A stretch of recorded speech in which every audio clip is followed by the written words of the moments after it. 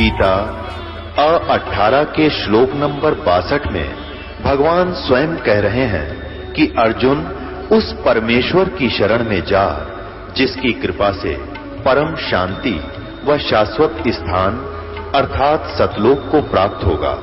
वो परमेश्वर कौन है, कहां है, कैसा है, जानने के लिए कृपया अवश्य सुनिए जगत गुरु तत्वदर्शी संत रामपाल जी महाराज के अमृत वचन। सत साहिब दर्शकों, कोलकाता की सरस्वती दासी जी की ये कहानी उनके जीवन में आई चमत्कारिक परिवर्तनों की है। सरस्वती जी ईसाई धर्म में पली बढ़ी थीं और बाद में हिंदू देवी देवताओं की भी पूजा करने लगीं। लेकिन भक्ति और पूजा के बावजूद इनके जीवन में दुखों का अंबार लगा रहा। इनका बेटा ब्रह्मा कुमारी की भक्ति करते करते मानसिक रूप से विक्षिप्त हो गया और सरस्वती जी को भी टीबी जैसी गंभीर बीमारी ने घेर लिया था। सरस्वती जी की जिंदगी में बदलाव तब आया जब इन्होंने एक पत्रिका में संत रामपाल जी महाराज के बारे में पढ़ा। इसके बाद इन्होंने संत रामपाल जी महाराज से नाम दीक्षा लेने का निर्णय लिया। संत रामपाल जी महाराज की शरण में आने के बाद इनका जीवन पूरी तरह बदल गया। इनका बेटा जो पागल हो गया था, संत रामपाल जी महाराज की कृपा से ठीक हो गया और अब वह कंप्यूटर इंजीनियरिंग पूरी करके एक अच्छी नौकरी कर रहा है। सरस्वती जी की टीबी की बीमारी भी ठीक हो गई और इन्हें कभी भी किसी दवा की जरूरत नहीं पड़ी। संत रामपाल जी की कृपा से सरस्वती जी और इनका परिवार अब पूरी तरह से संतुष्ट और सुरक्षित जीवन बिता रहे हैं। आइए अब सुनते हैं सरस्वती जी की कहानी, उनकी अपनी जुबानी। नमस्कार जी। नमस्कार। क्या नाम है बहन जी आपका? सरस्वती दासी। बहन जी आप कहाँ के रहने वाले हैं? हम कलकत्ता की हूँ, नदिया जिला। बहन जी संत रामपाल जी महाराज से नाम दीक्षा आपने कब ली? 2012 27 जुलाई को। संत रामपाल जी महाराज से नाम दीक्षा लेने से पहले क्या आप कोई भक्ति साधना करते थे? हम बचपन से है ना क्रिश्चियन धर्म को ही जानती हूँ और क्रिश्चियन धर्म ही मानती हूँ। और फिर जब क्लास 4 में पढ़ी, जब गांव में आई तो पता चला जे हम हिंदू हूँ तो हिंदू का देव देवी होते हैं। तो फिर हम हिंदू लोग का भी भक्ति करने लगती और हमारा क्रिश्चियन धर्म का भी प्रार्थना जो हम लोग बोर्डिंग में सीखी हूँ वो हम करने लगी थी। तो ऐसे हमारा चलती रहा। तो चलते चलते फिर बहुत देव देवी को भी हम देखने लगी और फिर वो लोग का आशीर्वाद भी हमको मिला। हमको माँ सरस्वती का भी आशीर्वाद मिला और देवी देवता भी हमको बहुत आने लगा 2010 में। और 2010 में हमको ये भी पता चला जो कि कोई जगह में धरती के ऊपर कोई अवतार लिया। क्यों, ये कैसे पता चला? जैसे सोचिए ऊपर से फूल बारिश हो रहा है तो हम लोग जानता है जो कोई धरती पर जब कोई जन्म लेता है, जो कोई अवतार आते हैं तो उस टाइम फूल ही बरसता है, देवता लोग फूल बरसता है। बस इतना ही हमारा ज्ञान था। हमको तो हिंदू धर्म का उतना भी ज्ञान नहीं था क्योंकि हम क्रिश्चियन धर्म में ज़्यादा जानती हूँ।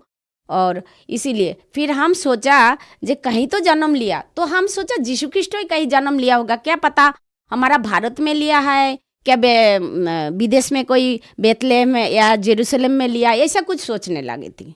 बहन जी आपने बताया कि पहले आप ईसाई धर्म से थी, हिंदू देवी देवताओं की भी पूजा करते थे और उसके साथ में ईसाई धर्म के हिसाब से भी चलती थी। तो फिर इन सब भक्ति साधनाओं से आपको क्या क्या लाभ हुए?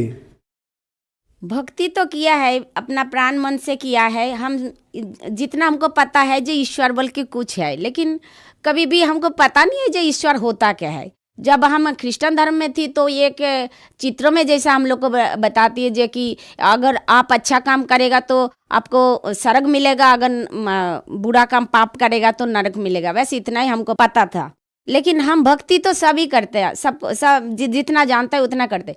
लेकिन क्या है, हमको तो कुछ लाभ तो मिला नहीं। उल्टा हमारा एक ब्रह्मा कुमारी का पंथ का कोई किताब पढ़ा था हमारा लड़का, तो वो तो और पागल हो गया क्योंकि वो ओम साधना करते करते उसका पूरा पता नहीं ब्रेन में बोलता है हमारा पूरा फूल हो गया, बुद्धि हमारा पास में और नहीं है, लेकिन इतना हम लोड नहीं ले सकता है। तो वो तो पूरा पागल हो गया। 5 दिन 6 दिन तक वो तो बात ही करते रहता, कभी बंद नहीं होता। इतना तकलीफ हमारा लड़का को हुआ और फिर हमारा आदमी भी अंधा हो गया। ऐसा मतलब भक्ति करते करते भी हमको ऐसा हुआ। लेकिन हम 2008 से हम गीता भी थोड़ा थोड़ा पढ़ने लगा। तो फिर पढ़ते पढ़ते हमको पता चला जो कृष्ण ही भगवान होगा। जब कृष्ण भगवान जी ने ज्ञान दे रहा है तो कृष्ण ही भगवान होगा। तो हम बोले चलो ये गीता तो बहुत अच्छा बात है, जो कि गीता में तो मनुष्यों के लिए बहुत कुछ बोला, तो कृष्ण से बड़ा कोई नहीं हुआ। तो हमको ये पता नहीं है जो भगवान असल में है कौन। तो ऐसा करते करते हम बहुत मतलब भक्ति करा, लेकिन फिर हमारा दुख तो कभी गया ही नहीं है, सिर्फ दुख ही हुआ। आदमी अंधा हो गया, बेटा हमारा पागल भी हो गया, तो कुछ तो होता नहीं है उसमें। फिर हमारा तो टीबी का बीमारी था, मरने का जैसा ही हो गया था हम। तो बहन जी आपने ईसाई धर्म को भी अपनाया, हिंदू धर्म के हिसाब से भी आपने भक्ति की, लेकिन इसके साथ साथ आपके बेटे ने ब्रह्म कुमारी की भी भक्ति की, फिर भी आपने दुख ही दुख देखे। आपके पति अंधे हो गए, आपके बेटे ने ब्रह्म कुमारी की भक्ति की, उससे आपका बेटा पागल हो गया, आपको भी टीबी की बीमारी हो गई। फिर आप संत रामपाल जी महाराज की शरण में कैसे आए? धर्मलोक नाम का एक पेपर आता है, साप्ताहिक पेपर। तो ये धर्मलोक का पेपर में हम छाट छाट के जो देवता को हमको अच्छा लगता, जो देवी को क्या क्या माने कैसा है वो हम डायरी में नोट करती। लेकिन एक दिन क्या किया, कबीर साहब का कोई कुछ बयान वो धर्मलोक में आया, तो हम वो भी हमको पता नहीं, हमको अच्छा लगा तो उनको भी नोट कर लिया। और जब उनको नोट कर लिया तो उसका दूसरा दिन एक भगत है ना, वो जैसा पंपलेट दिया, अवश्य जानिए बोल के। वहाँ पे 12 प्रश्न है, ब्रह्मा विष्णु का माता पिता कौन है, ऐसा करके 12 प्रश्न है। और फिर उसके नीचे में और लिखा है, अगर ये सब प्रश्न का उत्तर अगर आपको चाहिए तो आपको ज्ञान गंगा किताब पढ़ना पड़ेगा। तो हम, और फिर और भी एक जगह में लिखा हुआ है, जे सारे धर्म गुरु को अगर आध्यात्मिक का ज्ञान हो तो वो संत रामपाल जी महाराज से आध्यात्मिक चर्चा करें। तो हम संत रामपाल जी महाराज जी का नाम तो कभी सुना नहीं है, और संत क्या होता है उतना भी हमको उतना ज्ञान नहीं था। तो हम बोले जो भी हो, लेकिन ये जो ज्ञान का कंपटीशन तो इंसान नहीं दे सकता है। हम लोग जानते हैं, हम बंगाली होते हुए हम जानते हैं जो ईश्वर चंद्र विद्यासागर नाम है, जो विद्या का सागर है। लेकिन ये जो ज्ञान गंगा का आध्यात्मिक चर्चा के लिए जो बोल रहा है, जो अगर आपके पास में आध्यात्मिक ज्ञान हो तो आप लोग हमारा साथ में चर्चा करें। अगर आपको ज्ञान आध्यात्मिक मार्ग का ज्ञान नहीं हो तो आप समझो आप हार गया और आपका पास में कोई नॉलेज नहीं है। तो हम सोचता है आज तक धरती पे किसी ने ऐसा नहीं बोला जे हमारा पास में ज्ञान है, तुम लोग चर्चा करने आओ। तो हम सोचा तो ये तो कोई इंसान तो है ही नहीं, ज्ञान का चर्चा करना, वो भी कंपटीशन। ज्ञान में ज्ञान का तो भंडार होता है, क्योंकि कितना ज्ञान है, कितना किताब है, इतना किताब इतना ज्ञान कैसे वो चैलेंज कर सकता है। तो हमारा मन में उत्सुक हुआ जे ये किताब हमको चाहिए। तो ये जो किताब का दाम 2000 होगा, हम मन में सोचा कि 2000 ही होगा। फिर बाद में बोलता है चलो 2000 तो होगा तो कोई बात नहीं है, अगर इसका कीमत जो ये ज्ञान गंगा किताब अगर 5000 में भी हमको मिल जाए तो वो भी हम इसको लेगा, लेकिन 5000 से ज़्यादा होगा तो हमको थोड़ा कष्ट होगा। बस यही सोच के हम फ़ोन किया। तो 20 दिन बाद वो मुफ्त में हमारा पास आया। जब हमारा पास आया तो हम भूमिका पढ़ा। भूमिका पढ़ते ही हमारा मन विचलित हो गया। तो हम जहाँ पे जिस मालिक का काम करता है वो मैनेजर था, हम उसको बोला जे आप हमको कोई कारण से, हम सोचा कैसे छुट्टी मांगूं, तो उसको हम बोला जे आप हमको 1 दिन के छुट्टी दीजिए, हम राजस्थान जाएगा, हमारा बेटी का बेटी हुआ, हम देखा नहीं है। तो उसने हमको 1 दिन का छुट्टी देने से भी मैंने वो कर दिया। फिर वो बोलता है हम राजस्थान से आएगा तब जाना। तो जिस दिन राजस्थान से आया तो हम सोचा अभी हम भाग जाओ, कहाँ पे भगवान है, हम भगवान को ढूंढने के लिए। तो उसके बाद क्या किया, वो बोलता है कि जी अभी हम आया, अभी तुम छुट्टी मांग रहा है। तो हम डर लग गया, जो हमारा 3 बच्चा एमए बीएड कर रहा है, एमए और कंप्यूटर इंजीनियर कर रहा है, अगर ये हमको नौकरी से निकाल देगा तो हम क्या करूँ। तो दूसरा दिन फिर वो हमको छुट्टी नहीं दिया उस दिन। आज छुट्टी का बात तो बोला ही नहीं। फिर बाद में हम रात भर रोए और परमात्मा को बोला, हे परमात्मा हम तुमको ढूंढ रहे, मांग रहे, तुम कहाँ पे हो, हमको तो छुट्टी नहीं दे रहा है, भगवान तुम ही कुछ कर सकता है। फिर वो दूसरा दिन वही मैनेजर, परमात्मा ने पता नहीं उनको क्या बोला, वो हमको 5 दिन का छुट्टी दिया। हम खुशी खुशी से चला गया। फिर हम जब गुरुजी के महिला आश्रम में जाकर बोला, ये परमात्मा कहाँ पे थे। संत रामपाल जी को देख के हम परमात्मा समझ लीजिए, उनको देख के इसे रोना आया। गाड़ी में बैठा तो गुरुजी परमात्मा संत रामपाल जी का फोटो देख के हमको सिर्फ रोना आ रहा है, जैसे लग रहा है कि इनको हम बहुत जन्म से ये हमारा पिताजी से भी ज्यादा अपना है और दुनिया में कोई अपना नहीं है। तब हम नाम लिया। बहन जी, संत रामपाल जी से जब आपने नाम दीक्षा ली तो उसके बाद क्या आपको कोई लाभ भी प्राप्त हुए? हमको पहले तो लाभ है जे मनुष्य जन्म का जो दुर्लभ आध्यात्मिक ज्ञान, ये ज्ञान का लाभ हमको मिला। और जिंदगी में जो जितना टेंशन था और टेंशन उसी दिन से हमारा खत्म हो गया। हमको आज तक भी हमको टेंशन नहीं आता, ना हमको बीमार कोई दवाई खाना पड़ता है ना कुछ खाना पड़ता है। ये तो लाभ हुआ। और भी लाभ हुआ, जैसे हमको 2013 में हमारा नौकरी छूट गया। 1 साल तक हम घर में बैठा। हम सोचते हैं परमात्मा हमारा तो नौकरी छूट गया, अभी हम क्या खाओ, घर पे क्या खाओ। 50,000 था, अब लड़की को 50,000 में शादी भी नहीं दे सकता है। फिर एमए किया है, 13 में बोल रहा है जब माँ हमको अगर ये साल में अगर आप हमको बीएड नहीं कराया तो अगर आप दूसरा साल करेगा ना तो 2 साल का कोर्स करना पड़ेगा, तो आपके लिए भारी पड़ जाएगा। तो हम बोले हमको कुछ पता नहीं है, अगर तेरे को जो मांगना है तू परमत सदगुरु रामपाल जी महाराज से मांग ले, क्योंकि ये तो असंभव काम को संभव करने वाला वही है। तो हमारा लड़की ने दिया जलाया, दिया जला के वो भी प्रार्थना किया और हम भी प्रार्थना किया। हम बोला हे परमात्मा ये तो हमारा बस का नहीं, हमारा पास में सिर्फ 50,000 है। अब 3 लाख रुपया बीएड करने में लगेगा, उसके बाद उसका 1 साल का पूरा खर्चा, ये तो हमारा से नहीं हुआ। लेकिन परमात्मा ने, संत रामपाल जी ने ये किया, उसी दिन ही हमारा लड़का ने एक पेपर लाया। सब जगह में 3-3 लाख रुपया लग रहा था। पेपर आने का बाद वो पेपर में लिखा है कि 80,000 रुपया देना पड़ेगा। तो हमारा थोड़ा हिम्मत हुआ जे, लेकिन कहाँ पे बीएड करना पड़ेगा? त्रिपुरा। तो उसके बाद फिर अब कैसे जाऊँ? फिर बाद में वहाँ पे जाने में ही 3-4 दिन 5 दिन लग सकता है ट्रेन में अगर जाए। तो हम बोला कि प्लेन में तो कभी गया नहीं है, तो हम बोला जे ठीक है जा, प्लेन का टिकट के बिना तो वहाँ पे जा नहीं पाएगा, तो प्लेन का टिकट काटने जा। और फिर हमारा लड़की वहाँ पे 3 लाख रुपया जहाँ पे लगता है वहाँ पे 80,000 में ही वो बीएड करने के लिए 1 साल का कोर्स ने परमात्मा ने हमको वही उसी टाइम में हमको बीएड कराने के लिए लड़की को भेज दिया। और लाभ जैसा 1 साल तक हमारा पास में तो 50,000 वो भी हम खर्चा नहीं किया। तो हम परमात्मा को बोला परमात्मा हम क्या खाएगा? तो जितना पैसा थोड़ा बहुत था, हम मिट्टी बेचा था 2-3 हज़ार रुपया में, तो वो क्योंकि हमारा घर में चावल का और तेल का पैसा था इसीलिए ज़्यादा नहीं लगता।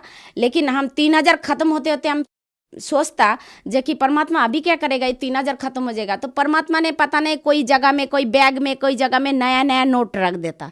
तो ऐसा करके 1 साल में हमारा घर में इनकम करने वाला सिर्फ मैं ही थी, हमारा 3 बच्चा और एक अंधा पति। तो तीनों माने ये चारों को और हमको कैसे खिलाए ये तो हमको पता नहीं है, तो परमात्मा का ही लीला है। ये संत रामपाल जी महाराज जी का ही कृपा है। इसके बिना तो 1 साल हमको कौन बैठा के खिलाता। हमारा लड़का ब्रह्मा कुमारी में भक्ति करते करते पागल हो गया था।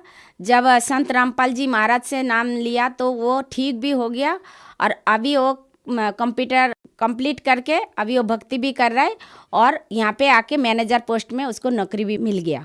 बहन जी, संत रामपाल जी महाराज से नाम दीक्षा लेने के बाद आपको बहुत से लाभ प्राप्त हुए, तो जो जन समुदाय आपको देख रहा है आप उन्हें क्या संदेश देना चाहेंगी? संदेश क्या दो, संदेश तो परमात्मा ही देंगे। सिर्फ हम प्रार्थना करके यही बोल सकती हूँ, जो कि धरती पर अवतार लिया हुआ स्वयं परमात्मा, तो स्वयं परमात्मा से जो लाभ मिलता है वो देव देवी से तो नहीं मिलेगा। इसीलिए जे आप लोग को अपना दुर्लभ मानव जन्म को गवाए मत देना और संत रामपाल जी महाराज का पास में आके अपना कल्याण और मोक्ष कराइए।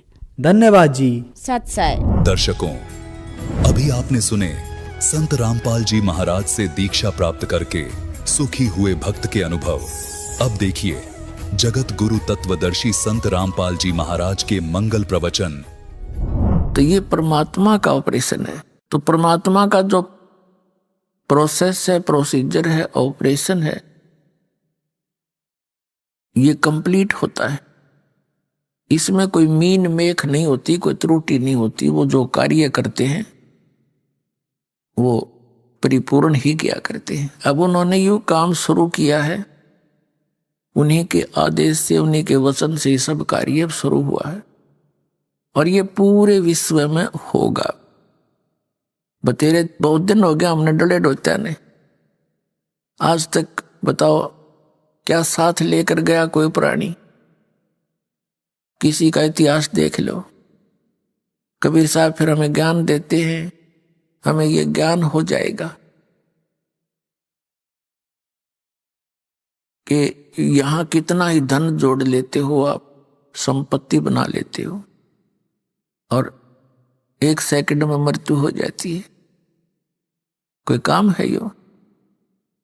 सारा जीवन खो दिया और यहीं रख कर चले गए।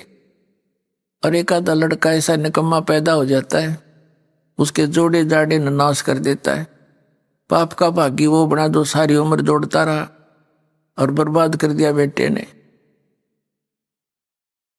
और मिलना वही है जो परमात्मा ने प्रारब्ध में लिखा है, किस्मत में जिसका है वही मिलेगा। जब तक वो परमेश्वर कबीर जी की शरण में नहीं आती, और परमात्मा कबीर जी की शरण में आने के बाद फिर तो कहने की आवश्यकता है कोई नहीं। आपके भाग्य में ना होगा तो देगा परमात्मा, जो आपके लिए अनिवार्य होगा। कोई बकवाद मांगोगे वो नहीं देगा, क्योंकि आप अंडर ट्रीटमेंट हैं। आप परमात्मा के दरबार में मोक्ष उद्देश्य लेकर आइए, उससे फिर सारा ही लाभ हो जाएगा। एक मोक्ष उद्देश्य लेकर आओगे तो आपको सर्व लाभ होंगे, या कोई अन्य ही उद्देश्य लेकर आओगे, कोई संकट निवारण के लिए, कोई पुत्र संतान प्राप्ति के लिए, कोई धन वृद्धि के लिए, वो डिमांड तो यहां करना चलो करते तो हैं, बालक हैं, बच्चे हो, कुछ दिनों में इस ज्ञान से आपको पता लग जाएगा। क्योंकि परमात्मा कहते हैं क्या मांगू, अपनी महिमा आप हमें समझाते हैं। क्या मांगू कुछ थिर न रहाई, और देखत नैन चला जग जाई, 1 लाख पूत 1.25 लाख नाती, उस रावण के आज दीवान बाती। आवत संग ना कोई जात संगाती, और क्या भया दरबंदे हाथी। कहे कबीर अंत की बारी, जैसे हाथ जाड़ कर चले जुआरी। जैसे कोई संतान नहीं है वो संतान मांगने आता है, और परमात्मा दयालु है। हमको मालूम है कि ये जब तक इसका ये कांटा नहीं निकलेगा ये भक्ति भी ना करे, क्योंकि हम ज्ञान को बाद में, समाधान को प्रथम चाहते हैं। तो वो भी दया यहां बख्श दी जाती है और उनको अच्छी आत्मा दी जाती है। अच्छी आत्मा देगा भगवान, ना किसी संतान ने के फूके। जैसे एक लड़के ने अपनी पत्नी को सता दिया, उसने आत्महत्या कर ली, सारा परिवार जेल में, चाट ले इसी संतान ने। ना होता अच्छा था वो तो ऐसा पुत्र। यहां आपको ऐसी कोई वस्तु नहीं देंगे जो आपके वजन में बाधक हो या आपके लिए कोई परेशानी पैदा कर सके। आप बच्चे हो, अब जैसे रोगी है, रोगी कोई बालक है या बड़ा है, वो कुछ भी वस्तु डिमांड करता खाने के लिए और उसके लिए हानिकारक है, डॉक्टर अलाउड नहीं करेगा, क्योंकि उसका जीवन ले सकती। तो इसी प्रकार आवश्यक वस्तुएं जो आपको चाहिएंगी, परमात्मा जानी जान है, अंतर्यामी है, आपकी सब सूक्ष्म से सूक्ष्म भी सोच को वो कैच करता है। चिट्टी पायल बाजा पैर, साहिब सुनता है सब लहर। यदि चिट्टी यानी कीड़ी के पैर में पायल बना दी जा, घुंघरू बांध दे, पहले तो चिट्टी के घुंघरू क्या होंगे, पायल क्या होगी इसकी। और कहते यदि उसकी भी आवाज हो जावे, परमात्मा उसकी भी आवाज सुनता है। चिट्टी पायल बाजा पैर, परमेश्वर सुनता है सब लहर। तो वो अंतर्यामी है, आप जो उद्देश्य लेकर आए हो खूब जानता है, लेकिन आपको उसने क्या देना है उससे भी वो खूब परिचित है। तो यहां संत मते में और इस मोक्ष मार्ग में परमात्मा ने कुछ गाइडलाइन दी है, उनके निर्देश अनुसार हमने चलने से ही परमात्मा का विशेष लाभ मिलेगा। क्या बताते हैं कि जो राखे तो ही रहूं, मेरा क्या चारा, खाने जाद खरीद हूं गुलाम तुम्हारा। कि जैसे राज्य क्रमता राम की, रजा धरे जो शीस, दास गरीब दरस परस तिस बैठे जगदीश। कि उस परमात्मा की रजा में राजी रहे। जब तक आप इस शरण में नहीं आए थे तब तो काल की रजा थी और आपके कर्मों की रजा थी। उसमें राजी रहो या ना रहो, वो तो आपको होना ही होना था। दुख भी मिलना था, प्रारब्ध का सुख भी मिलना था। अब यहां रजा भगवान कबीर साहब की चलेगी, आपके कर्मों की नहीं चलेगी। आपके कर्मों में आपत्ति है, संकट है, वो नहीं आने देंगे। फिर भगवान की आवश्यकता जन्य कर टूटेंगे और भक्ति भी करते रहे। फिर कौन पूछे भगवान को, क्या आवश्यकता परमात्मा की। तो पुण्यात्मा, अब आप उस परमेश्वर की शरण में आगे हो और आपका उद्देश्य होना चाहिए जन्म और मृत्यु के रोग का उपचार हो। यदि ये नहीं हुआ तो उसके बारे में बताते हैं। चाहे आप यहां रोग आपका जन्म मरण का कटे नहीं और भक्ति भी कर ली, आपकी भक्ति का धन तो खूब हो जाएगा आपके पास। और यदि आप कोई मर्यादा भंग करते रहे, यहीं की आस्था रखते रहे वस्तुओं में, और मृत्यु होगी तो मोक्ष वाला काम आपका अधूरा रह गया, जिस उद्देश्य से आपने यहाँ प्रवेश पाया था।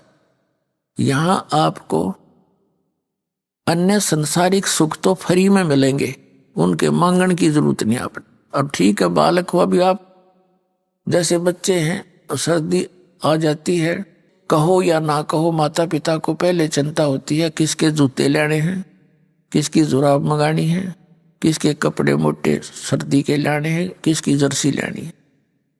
वो कहो अच्छा है, ना कहो तो भी वो लावेंगे। इसी प्रकार परमात्मा के आप बच्चे होगे, आप वचन के बच्चे होगे उस परमात्मा के नाद के। तो उस परमात्मा को आपका सारा ज्ञान है कि इबिन को किस चीज की आवश्यकता है। और कोई बच्चा बेमतलब की बकवाद मांगता है तो माता पिता उसको देते ही नहीं है, जो उसकी हानि में हो। तो इसी प्रकार ये परमात्मा आपके साथ करेगा जब तक आप शरण में रहोगे। यहां आपको संसारिक सुख तो फ्री में मिलेंगे, रूंगे में। रूंगा क्या होता है? जैसे हम छोटे छोटे थे तब हमारे गांव में, पहले हम सन 1951 में दास का जन्म हुआ, तो सन 60 के आसपास हम 8-7 साल के समझन जो गए। तो उसमें क्या करते थे, गांव में बाहर के शहर के व्यक्ति कुछ सामान बेचने आया करते, सब्जी, कोई फल, प्याज, इस तरह के। तो वहां गांव के जो हमारी दादी ताई, वो क्या करती थी, जैसे उसने सब्जी ले ली, टिंडे ले लिए, और क्या करते थे वो व्यापारी बेचने वाला, एक तखड़ी के तराजू में एक तरफ तो वो अनाज डालती थी, पैसे होते नहीं थे, गेहूं, चने या बाजरा। तो जैसे एक बेले में, कटोरे में वो लाए, गेहूं लाई दादी और उसने उसकी ताखड़ी में डाल दी, और ने पूछा करती भाई कैसे देगा, कि गेहूं के 2 बार गेहूं जो डाल दिया एक पालड़े में, उसके इक्विवेलेंट 2 बार टिंडे तोल के देगा। फिर न्यू क्या, वो तो ले लिया सौदा जो लेना था, उसके बदले में तो फाइनल हो गया। फिर न्यू क्या करती, भाई रूंगा और दे, न्यू क्या करती, रूंगा दे, रूंगा माने फ्री। वो एक टिंडा ठाका और दे देता, अगले ना और दे भाई, वो एक और दे देता, छोटा सा, बुढ़िया राजी हो जाती। तो वो रूंगा है फ्री ऑफ कॉस्ट, और सौदा तो हो लिया, जो होना था वो तो उसका था ही। तो जो वास्तविक हमारा यहाँ उद्देश्य है वो तो आपके जन्म और मृत्यु के रोग का नाश करना है। हम सौदा तो वो देंगे आपको, और यहाँ के संसारिक सुख तो आपको रूंगे में देंगे, यानी फ्री ऑफ कॉस्ट, जिसका यहाँ कोई लिंक नहीं। क्योंकि यहाँ जो पूजा की जो विधि है वो ऐसी है परमात्मा की कि संसारिक सुख तो आपको होंगे ही होंगे, ये तो पक्का होंगे, लेकिन ज्ञान इसलिए साथ दिया जाता है कि कुछ दिनों में आपके पास इस माया का बहुत ज्यादा संग्रह होने लगेगा। परमात्मा के दरबार में कमी काहे की ना। तो क्या होगा कि परमात्मा फिर साथ साथ ज्ञान देते हैं कि यह माया तेरी दुश्मन भी है, इसका दुरुपयोग ना करना, सदुपयोग कर।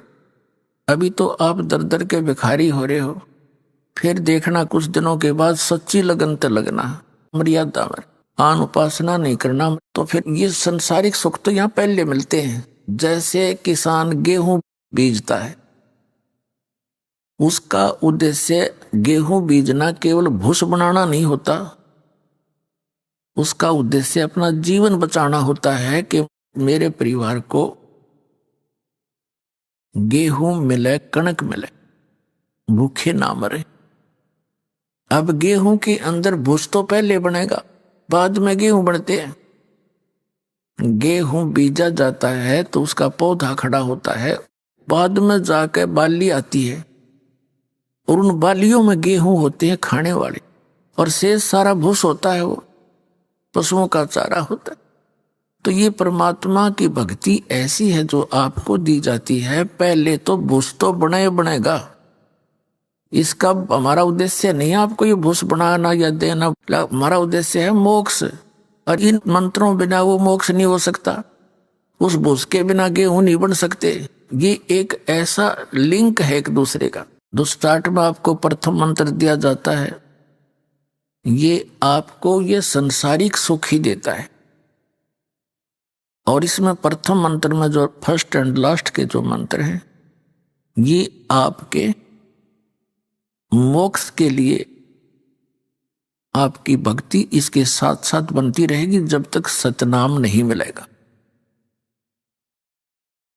तो ये जो इन 5 प्रधानों के नाम आपको दिए जाते हैं, आपका कनेक्शन कट गया, भक्तिहीन हो गए, पुनर्जन्म के पुण्य रहे नहीं, तो नए सिरे तो चार्जिंग लानी पड़ी, या तो धीरे धीरे चार्जिंग बढ़ती चली जाएगी, आपकी बैटरी फुल हो जाएगी। कुछ भी काम करिए फिर तो कुछ ही दिनों में आपके बहुत काम सरेंगे, बहुत लाभ होगा, और अन्य व्यक्ति आपको देखा करेंगे, न सोचा करेंगे इनका क्या हो गया, ये कहां से आओ इनके इतना पैसा।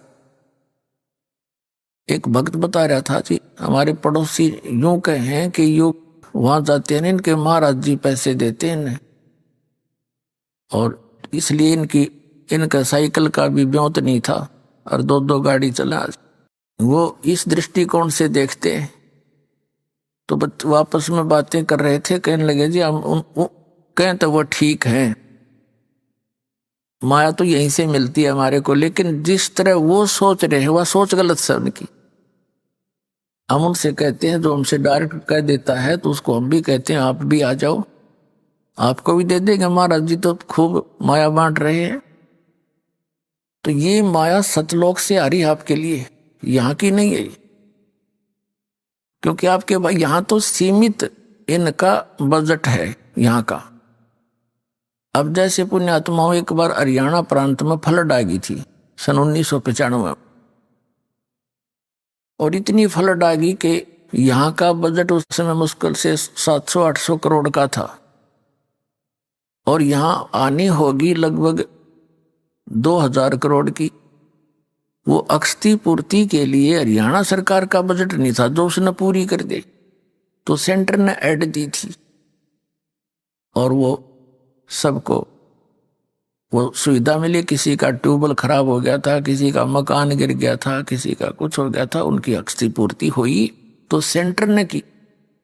तो इसी प्रकार इसी 21 ब्रह्मांड का यो ब्योत नहीं है जो आपको यहाँ विशेष सुविधा दे सके। ये सेंटर यानी सतलोक से आओगे आपके लिए ये ऐड है।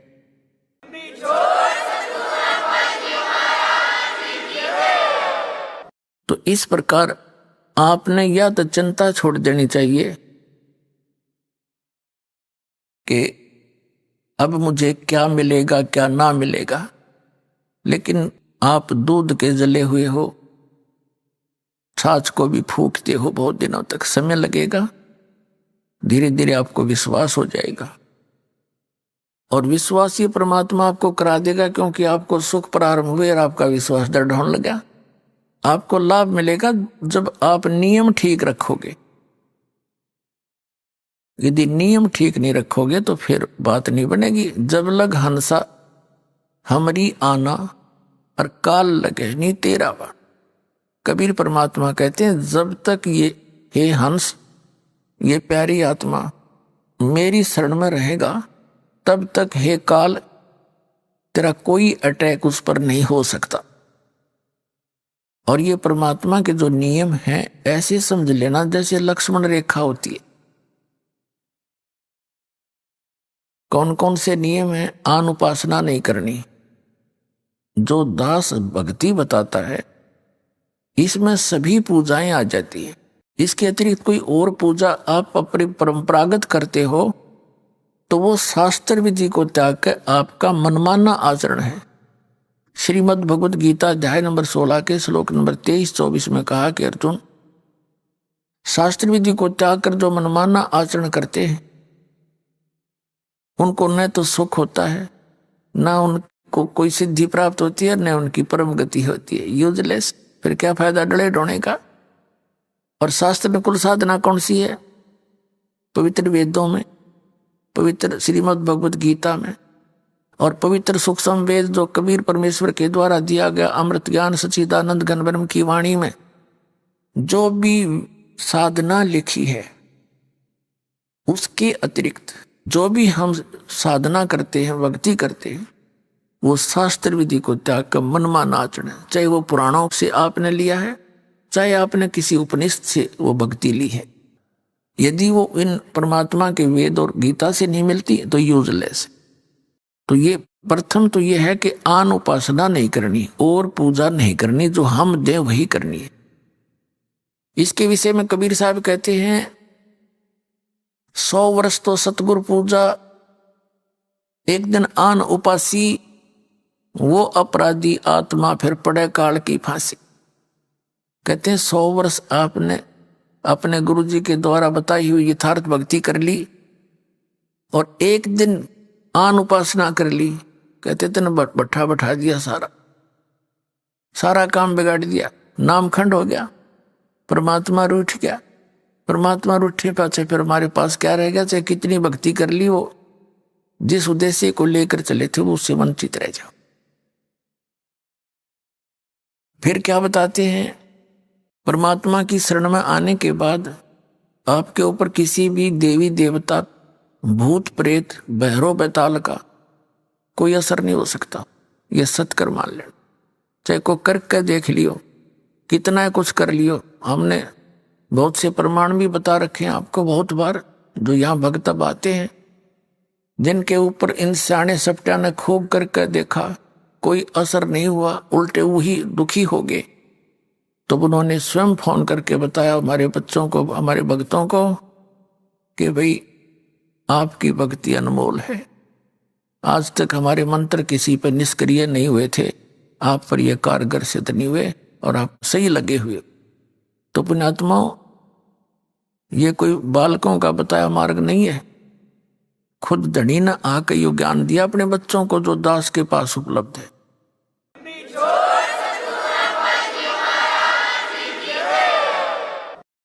और ये ज्ञान अभी तक छुपा के इसलिए रखना था कि कहीं काल के दूतों का हाथ लग जाता, उनके द्वारा जो नाम भी ये भक्ति बताई भी जाती तो असर नहीं करती, क्योंकि अधिकारी के बिना कोई भी काम सफल नहीं होता। एक छोटा सा लाइसेंस बनवा लो ड्राइविंग चालक का, और वो भी डुप्लीकेट है, तो जब पकड़ा जाएगा वो सजा का पात्र होगा। विदेश जाने का पासपोर्ट है, वो डुप्लीकेट, वो काम नहीं करे। और ये तो सतलोक जाने का पासपोर्ट, ये नकली जगह जगह ठग बैठे, मूर्ख बना रहे सारी जनता को, इनके पास वो वस्तु है नहीं और सबका जीवन नाश करते। तो जब यहां से जाते हैं तो बनाने वाला भी दोषी और बनवाने वाला भी। तो कबीर साहब कहते हैं, देखा देखी गुरु शिष्य बन गए, किया ना तो विचारा, और गुरु शिष्य दोनों के सिर पर काल ठोका पंजारा, दोनों ने गड़ेगा काल घेर के वहां पर। तो वहां चिल्ला भी पट्टेगा और गुरु जी की भी वही मजाई हो रही होगी। तो दोनों रोएंगे बैठ के, फिर क्या बने, वो छूट की डोर हाथ थे। और फिर परमात्मा कहते हैं, जब आप शरण ले लेते हो कबीर भगवान की इस दास के माध्यम से, तो आपके सभी भूत प्रेत पितृ आपके घर से स्थान छोड़ जाते हैं। अब एक भक्त कह रहा था बुरी तरह, न बोले जी हम हमारे दूसरे चाचे ताऊआ न परेशान कर रखे हैं। माँ भी क्यों कर रखे हो? कि जी हमारे पहले प्रेत बाधा थी, यहां से दीक्षा लेने के बाद वो हमारी प्रेत बाधा तो खत्म होगी। अब वही प्रेत थी तो मेरे चाचे ताऊआ के भी हुआ, तो उनके वो प्रेत बाधा ज्यों की तो चल रही है, हमारी ठीक होगी। तो उनने क्या सोचा कि इनने हमारे भेज दिए सारे भूत, तो उन्होंने हमारे साथ विरोध करना शुरू कर दिया कि तुम कितना वहां जाते हो, हमारे ऊपर जंतर मंत्र करा के तुमने सारे भूत हमारे भेज दिए, हमारे साथ झगड़ते हैं। तो मैंने कहा उनसे ये कहो कि आप भी आओ और देखो वहां क्या जंतर मंत्र किया जाता है। और इसका तो यही है कि जैसे आप जी ने दीक्षा ले ली, जैसे घर में मच्छर हो मच्छर, और वहां ऑल आउट लगा दे, ये जो आती है तो मच्छर उस घर को छोड़कर कहां जाएंगे, उससे बाहर दूसरे घर में घुस जाएंगे जो बिना ऑल आउट का होगा। तो पर हमने भाई ऑल आउट दे रखी आप तई, ये भक्ति का जो सच्चा मंत्र है ये ऑल आउट है। और उनसे भी कहो कि वो भी आके यहाँ ले लें ऑल आउट, वो फिर अपने आप वो भी सुखी हो जाएंगे। अब जैसे कबीर साहब कहते हैं कि एक समय ये जितने भी भैरव भूत पितर और ये देवता देवी मेरे पास आकर खड़े हो गए और कहने लगे, जो आपकी पूजा करते हैं, आपको मानते हैं, वो हमें नहीं पूजते। अब हमें बताओ हम कहाँ जाएं, हमें ठौर बताओ। कबीर साहब ने कहा, जो मेरी पूजा नहीं करते वो तुम्हारे लिए ही है, उनको लूटो खाओ। देवी देव ठाड भये हमको ठोर बताओ, जो मुझको पूजे नहीं उनको लूटो खाओ। जाओ तुम जो मुझे नहीं पूछते खाओ। और फिर मर्यादा है बीड़ी शराब मांस तंबाकू सेवन मदिरा सेवन मांस आहार और दुराचार भ्रष्टाचार चोरी डाके ठगी मिलावट, ये जुल्म नहीं करना। पुणात्माओं, जब भगवान प्रसन्न हो गया तो सब कुछ मिल गया, और परमात्मा रूठ गया तो सब छूट गया। तो सबसे पहले हमने ये डर कर रहना चाहिए कि भगवान रुष्ट ना हो। रूठो जग सारा रूठो ना परमेश्वर हमारा, इन्हीं का है परम सहारा। हमने है भी इसी नहीं का, हमें ज्ञान नहीं, ज्ञान होने के बाद भी फिर हम जानबूझ के गलती करें तो ऐसा अनजान फिर भगवान नहीं कि फिर भी मदद करेगा नहीं। इतना ज्ञान दिया जाएगा कि इंसान गलती नहीं कर सकता भूल के भी, ना चोरी कर सकता, ना जारी कर सकता, ना रिश्वत ले सकता। जहर दिखाई देगा, किसके लिए लेंगे? तो ये जो मर्यादा आप रखोगे, फिर परमात्मा की बरकत देखना। अभी हम अपने हिसाब से तो चल ही रहे थे, दूनी बिरान मट्टी करवा ली, अपनी जीव संज्ञा की सोच से तो हम चल ही रहे थे, कुछ भी लाभ नहीं हो रहा। अब इस दास के बताए अनुसार परमात्मा पर विश्वास करके देखो कुछ दिन, फिर देखियो आपको क्या क्या सुख होगा। आपकी जबान का थूक सूख जाएगा दूसरे को बताते बताते।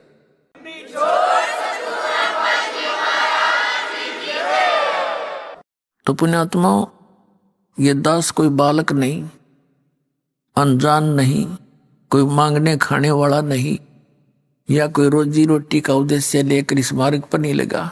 दास को 2 रोटी परमात्मा ने खूब दे रखी थी 2 समय की। जूनियर इंजीनियर इन इरिगेशन डिपार्टमेंट हरियाणा में दास नौकरी करता था, और भाग्य उदय हुआ परम संत स्वामी रामदेवानंद जी के चरणों की धूल मिली, एकदम जीवन बदल गया। जिस टारगेट को लेकर उद्देश्य लेकर जी रहे थे वो तो कति नकली दिखाई दिया। जो उद्देश्य था मूल इस मनुष्य जीवन का, उसको हमने पता ही नहीं था। उस परम संत के बताए ज्ञान से अंतःकरण में एक न्यारी रोशनी हुई, और फिर 17 फरवरी अमावस्या 1988 को दास को दीक्षा की भीख मिल गई। उस दिन के बाद अपनी नौकरी भी करता था, परमात्मा की भक्ति दिन रात करता था, क्योंकि यह भक्ति प्रारंभ से लेकर आज तक यही है और है ही नहीं। इसमें न अज्ञानियों ने गलत साधना करके हठ योग आदि व्रत रखने फलाना करना ये शुरू करा दिए, और इसको आम जन साधारण कर नहीं सकता। जबकि भक्ति यही है, नाम उठत नाम बैठत नाम सोवत जाग पे, नाम खाते नाम पीते नाम से तिलाग, चलते फिरते बैठते उठते हैं उस मालिक का जाप करना है, नाम से मोक्ष होगा। क्योंकि अपने जो दैनिक कार्य के बाद हमारे पास घना समय है, और जब तक हम इस भक्ति मार्ग पर ज्ञान पर नहीं लगते तो हमने वो समय जो हमारा भक्ति में लगना था वो गलत जगह लगाते थे। या तो किधर गप्पे मारा करते बैठ के पार्क में, या किधर और मित्र रिश्तेदार के पास सहमत जा खड़े होते, या फिर गुटी लगाने लग जाते, या ताश खेलते थे, या राजनीति की बतलाया करते, या किसी की और नंदा चुगली कर लेते, या फिल्म देखने लग जाते आंख फाड़ के। तो वो जो समय हम बर्बाद किया करते थे, उसी समय को अपने पेट वाले समय से निकाल कर अपना निर्वाह वाले समय के अतिरिक्त बहुत समय हमारे पास, जैसे 8 घंटे ड्यूटी है तो 16 घंटे से 6 घंटे सो ले, 10 घंटे क्या फिर क्या काम है, रोटी भी खा ले नहा भी ले उस मत है, और फिर भी समय बच गया। घंटा 2 घंटा 3 घंटे मालिक का सारे दिन में भी समय मिल गया, नहीं समय बेड़ा पार हो जाएगा। तो यह दास सर्विस भी करता था और अपनी भक्ति करता था। जैसे ये फील्ड का काम होता था, वहां तक जाते थे बस में बैठ कर या जीप में या व्हीकल से, तो वहां तक दास केवल सिमरण करता जाता था, सिमरण करता आता था।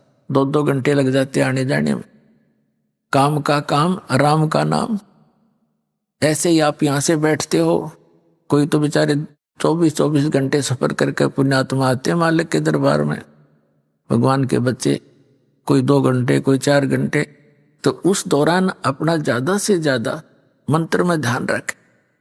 वो तो समय आप पैक हो गए उस मत के में, और सोच भी नहीं सकते, कुछ कर भी ना सकते। फिर भी ऐसे भी जैसे खेत में जाते हैं, ड्यूटी पर जाते हैं, तो कुछ ना कुछ मंत्र थोड़े बहुत जरूर करता रहे, याद रखें, इससे हम काम बन जाएगा। ये कोई ना सोचा भाई पूरी शांति हो लेगी फिर भक्ति करेंगे। शांति कब होगी? परमात्मा कहते हैं जो जन मेरी शरण है ताका हूं मैं दास, और गेल गेल लग गया फिर जब लग धरती आकाश। एक व्यक्ति था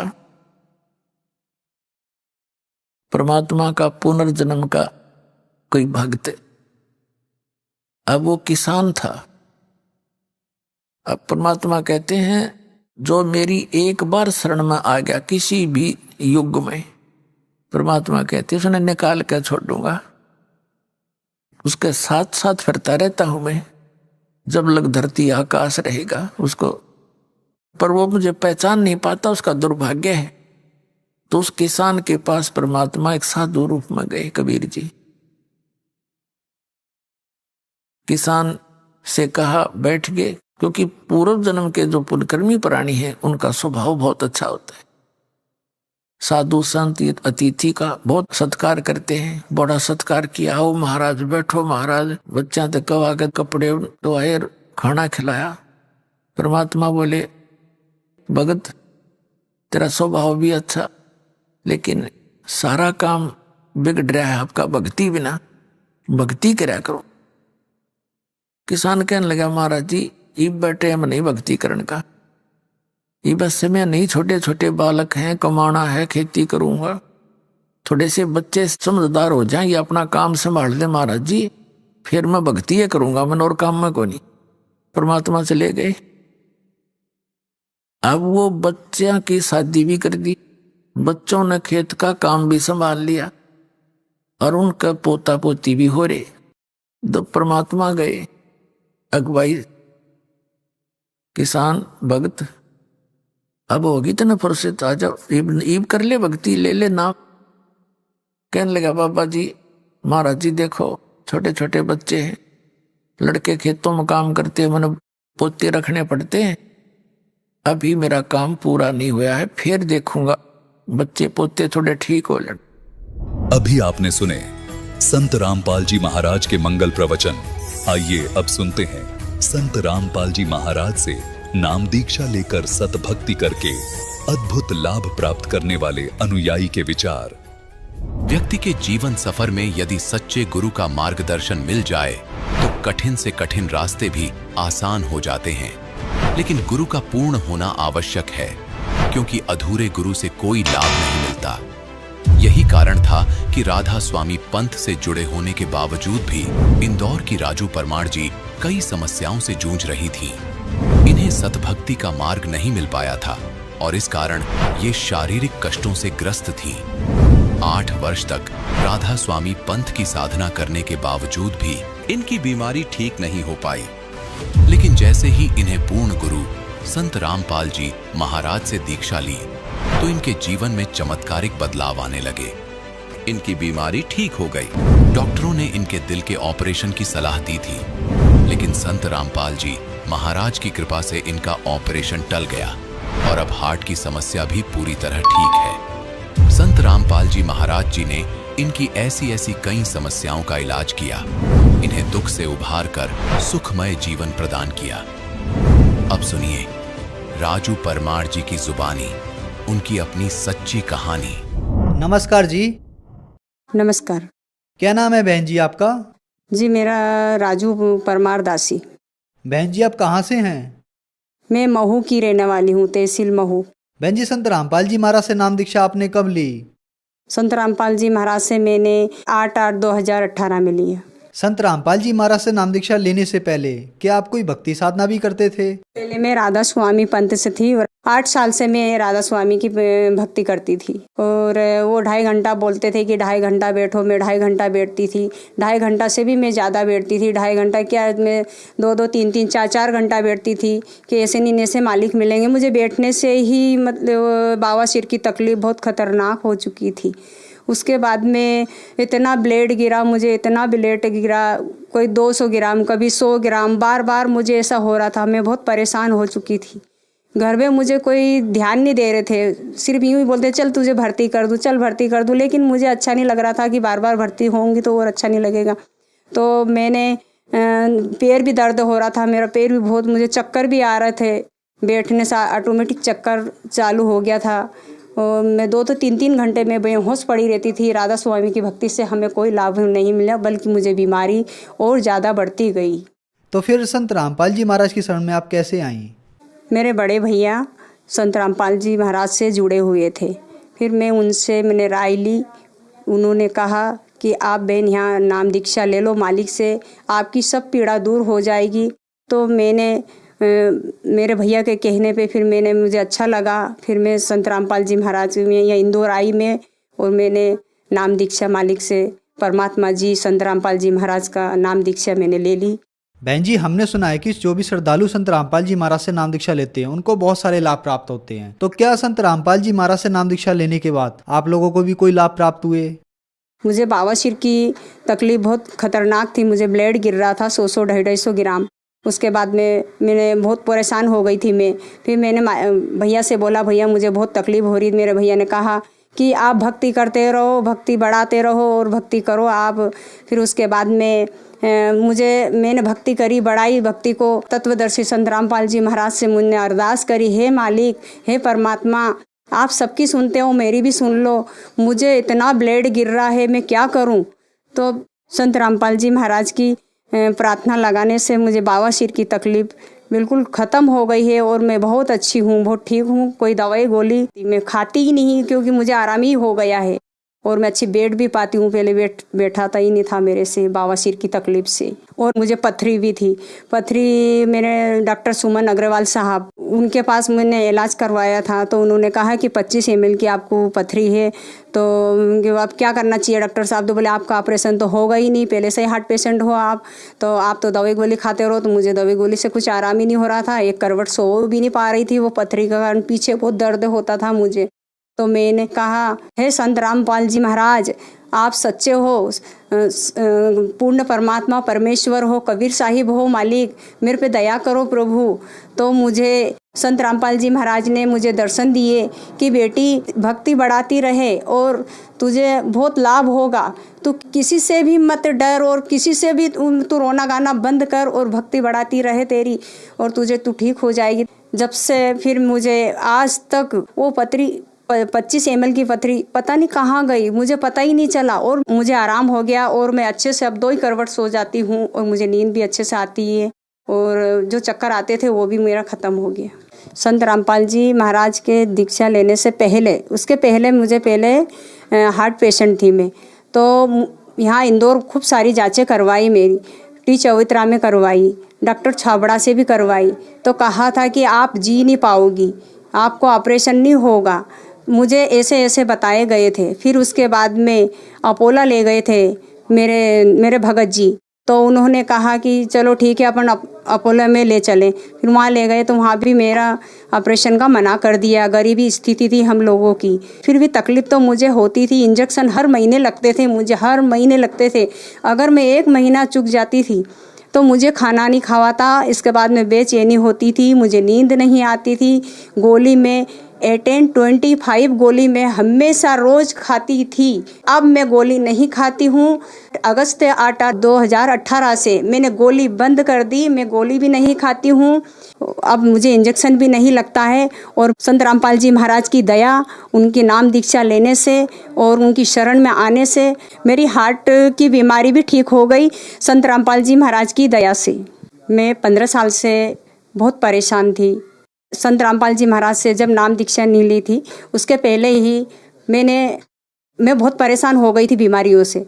फिर उसके बाद में मुझे एलर्जी भी हो गई थी। मुझे एलर्जी की इतनी खतरनाक बीमारी थी कि कोई दूर मसाला भूनता हो तो मुझे छींक चलती थी, और मैं सुबह उठते से ही 10-15 छींक नहीं चलती तो मेरे घर वाले भी परेशान हो जाते थे कि तू कितनी छींकती है, तुझे कोई गालियाँ देगा। तो मैं बहुत परेशान होती थी और इतनी सारी बीमारी से मैं बहुत परेशान थी। तो फिर मैंने सोचा कि इससे तो मर जाना अच्छा है, घर वाले भी नहीं मान रहे मेरी। मैं फांसी लगाने गई तो फिर मैंने वापस वो फंदा छोड़ दिया मेरे गले में से, और मैंने कहा कि परमात्मा अगर कोई इस पृथ्वी पे है, जिंदा है, तो मुझे बचा लो इस बीमारी से। और मैं क्या करूं, मैं बहुत परेशान हूं। मुझे ब्लड भी बहुत गिर रहा है और मुझे पथरी भी 25 ml की बताई गई है। मैं क्या करूं, मैं बहुत परेशान हूं। तो ऐसे है ना, फिर मैं परमात्मा से मैंने अरदास करी कि हे मालिक, आप पृथ्वी पे हो, कोई परमात्मा या मालिक है या परम पिता है, कोई भी है, या सृष्टि बनाने वाला मालिक हो, कोई भी है, या भगवान कहते हैं, अगर सच्चे मालिक हो, जिंदा मालिक है, तो मुझे बचा लो, इस बीमारी से बचा लो, नहीं तो मैं आज आत्महत्या करके मर जाऊंगी। फिर मैं ऐसे कैसे जाके मेरे बिस्तर पे मैं सो गई। फिर उसके बाद में मैंने कहा कि राधा स्वामी दिखेंगे, तो मुझे राधा स्वामी तो नहीं दिखे।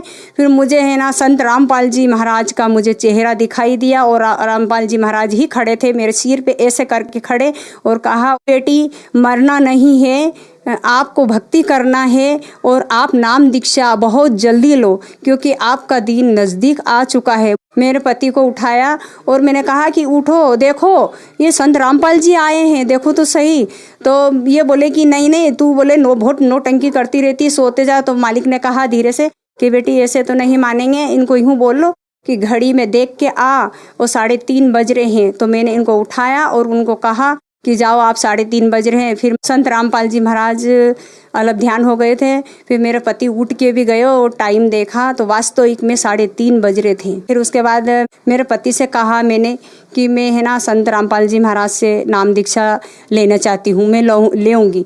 तो उन्होंने कहा है कि नहीं अभी मत जाना। तो मैंने कहा कि नहीं मैं तो जाऊँगी, मुझे तकलीफ़ बहुत ज़्यादा हो रही है। वास्तविक में मुझे इतनी तकलीफ़ हो रही थी, ब्लड सबसे ज़्यादा गिर रहा था मुझे, बवासीर का, और पथरी भी मुझे बहुत ज़्यादा तकलीफ़ कर रही थी।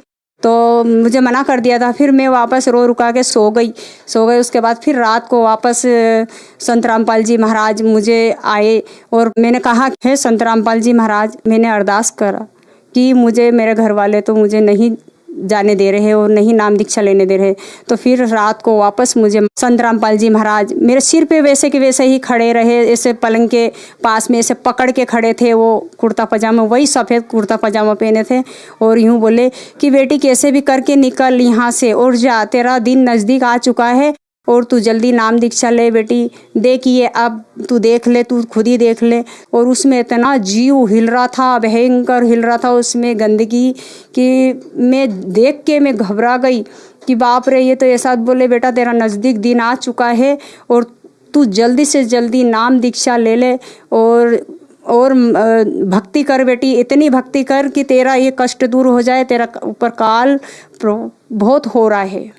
फिर मैंने सुबह तुरंत गई और मैंने नाम दीक्षा संत रामपाल जी महाराज से मैंने नाम दीक्षा ले ली, और संत रामपाल जी महाराज की दया से मैं आज अच्छी हूँ और मैं बढ़िया हूँ और मैं आज खड़ी हूँ। मुझे मेरा दुख, सभी कष्ट मेरा दूर कर दिया संत रामपाल जी महाराज ने। उस दिन संत रामपाल जी महाराज अगर नहीं आते और मुझे दर्शन नहीं देते और नहीं कहते तो मैं आत्महत्या कर लेती। आज मैं खड़ी हूँ तो संत रामपाल जी महाराज की दया से ही मैं खड़ी हूँ।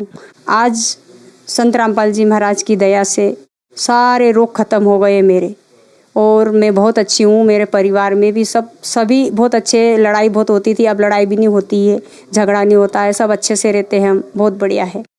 बहन जी, संत रामपाल जी महाराज से नाम दीक्षा लेने के बाद आपको बहुत अद्भुत चमत्कार हुए, तो जो श्रद्धालु आज आपको देख रहे हैं, आप उन्हें क्या संदेश देना चाहेंगी? मैं उनसे संदेश तो क्या, मैं उनसे प्रार्थना करती हूँ कि मैं कितनी बीमारी से बहुत तंग आ चुकी थी, यहाँ तक कि मैं तो फांसी लगाने को तैयार थी मैं, लेकिन मुझे संत रामपाल जी महाराज ने, मैंने अरदास करी तो मुझे मालिक ने दर्शन भी दिया और मैं ठीक भी हुई और मेरी सारी बीमारी दूर हो गई। मैं बहुत अच्छी हूँ आज। मैं यही कहती हूँ कि जो भी हैं वो, आप जो भी दुखी हैं वो संत रामपाल जी महाराज से जल्दी नाम दीक्षा ले। बहन जी, संत रामपाल जी महाराज से नाम दीक्षा कैसे ले सकते हैं? बहुत सारी चैनल पे संत रामपाल जी महाराज का सत्संग आते हैं, तो वहाँ नीचे पट्टी भी चलती है, उसमें नंबर भी रहते हैं, तो आप कांटेक्ट करके आप संत रामपाल जी महाराज से नाम दीक्षा ले सकते हैं और आपका कल्याण हो सकता है। धन्यवाद जी। सत साहिब।